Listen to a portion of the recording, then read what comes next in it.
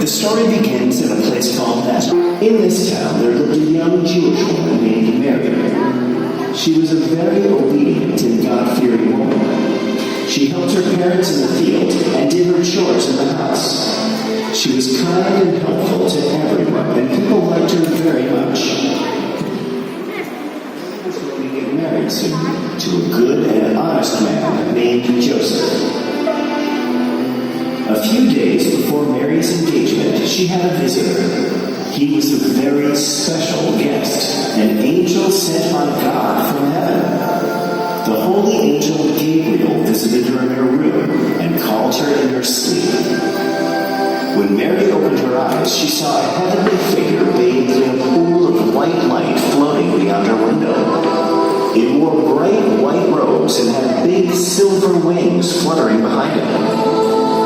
At first, she thought she was dreaming, but later, when she heard the angel's voice, she realized this was no dream. Mary, do not be afraid. I am Gabriel.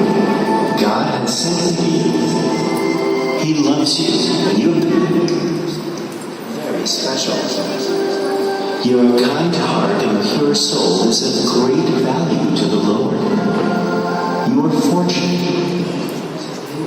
Everyone else for this special task. I'm not afraid. I'm honored to know that God has chosen me to carry out His wish. I am lucky to be your favorite God. Bless you, Mary. God is pleased with you. I have come to tell you that soon you will have a son. He will be a great king one day, and he will be loved by everyone. He will be called the Son of God. Mary was at first shocked at what Gabriel had to say. However, she remained calm and listened to everything that the angel had to say. Then she spoke to Gabriel. But how is this possible? I'm not yet married. Do not be afraid, Mary. The Spirit of the Lord will take over you, and you will be blessed with a son. He will be called the Son of God. He will do great things for the people. He will be hailed as the King of Jews and the Savior of mankind. I'm grateful for what our Lord has done for me. I'm happy to have His wish come true through me. The Lord is with you, Mary. You are blessed. Go in peace. Gabriel then left the house of Mary and returned to heaven. In a few days, Mary became pregnant. In those days, it was very unusual for a girl to become pregnant before marriage. However, Mary explained everything to Joseph about the angel and God's wish and the son they were going to have. Joseph was a good man, and he accepted everything. He married Mary in a few days. In those days, the king of the land announced a census. He wanted every citizen of his country to be counted and documented. Since Joseph was actually from Bethlehem, he had to go there to be counted. Bethlehem was a long way from Nazareth. Joseph and Mary had a long and difficult journey heading to Bethlehem. There were no cars or other means of transportation except for a donkey. The whole journey had to be made by foot. Mary sat on the donkey and Joseph walked behind them. It was even more difficult for Mary since she was going to give birth to her baby. After many, many days of walking through the desert, Joseph and Mary finally reached Bethlehem. It was getting very dark when they reached the town. They desperately needed a place to rest and spend the night. But all the inns were full, and nobody would give them space to spend the night. Joseph walked all over the town, knocking at the doors of houses and shops, one after the other, but nobody would allow them to come in. Mary was about to give birth, and it was important that she have a safe and comfortable place for the baby and herself.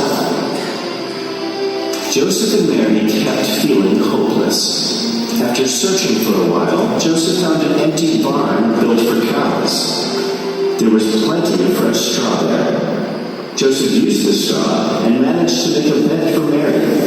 Later in the night, something magical happened. Mary gave birth to a beautiful a small bed of fresh straw in the manger and laid him there. It was warm and comfortable, and the baby slept happily in the manger.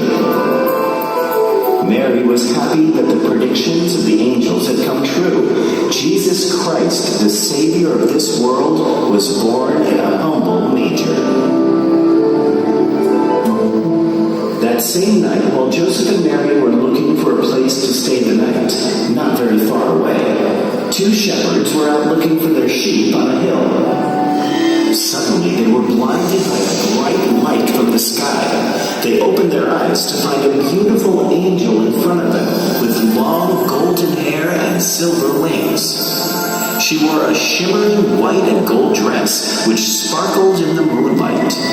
The shepherds did not know how to react and were amazed. Then the angel spoke to them. Do not be afraid. I have come to give you good news. Tonight, in the town of Bethlehem, a baby boy has been born. His name is Jesus. He will be known as the Savior of the world. You will know it is Jesus when you see a baby boy wrapped in clothes and a manger. Go to the villages and let everybody know of this happy news. Let everybody know that Jesus, the Savior of the Jews, was born today. Go in peace now and spread the good news. The shepherds were happy and shocked at the same time. They were overjoyed at the fact that a Savior was born, and they ran toward Bethlehem to find baby Jesus, the King of the Jews, who had been born in a humble manger. When they eventually found the baby in the manger in Bethlehem, they praised him and bowed down in worship. On the night that Jesus was born, 3 wise men were traveling on their camels across the desert. Suddenly, there felt a flash of light come down on them. They looked up at the sky and they saw a bright star. It was a kind of star that they had never seen before. The 3 wise men were aware of the prophecy of Jesus. They were waiting for the star of Bethlehem to appear, and when they saw it, they were overjoyed. It meant that the Savior of the world and the King of the Jews was born. At the time of Jesus' birth, the country was under the rule of King Herod, who was a very selfish and evil king.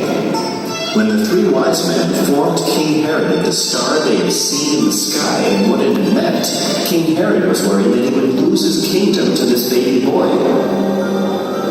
He told the wise men to find the baby Jesus and let him know where the baby was. Although the king informed the wise men that he wanted to find the baby so he could go and worship him, Herod was actually plotting to kill the child. He feared that Jesus would grow up to overpower him someday. The 3 wise men followed the star for several days and found baby Jesus in the manger. They were surprised to find the future King of Jews lying in a barn. They found the barn in which Jesus was born a few days after he was born. Finally, the star stopped right over the manger.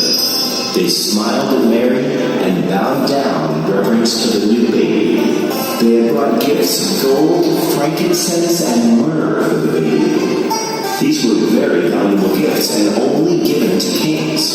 It was highly unusual for anybody to give these precious things to a newborn baby.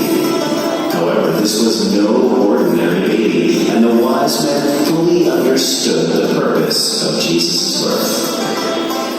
And so, now you know the story of Christmas, and how the mighty Savior of the world started his journey on earth. The story shows us that great things can have small and